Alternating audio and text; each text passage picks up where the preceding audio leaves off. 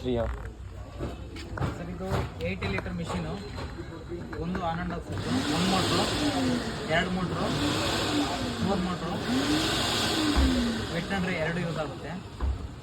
Open ಮಾಡ್ಕೊಳ್ಳಿ. Just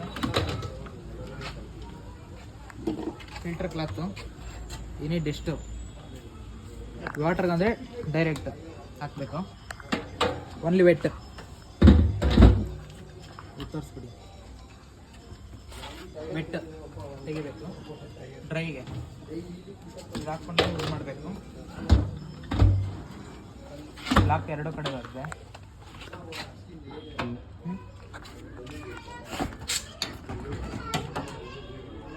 hose pipe connect, just press.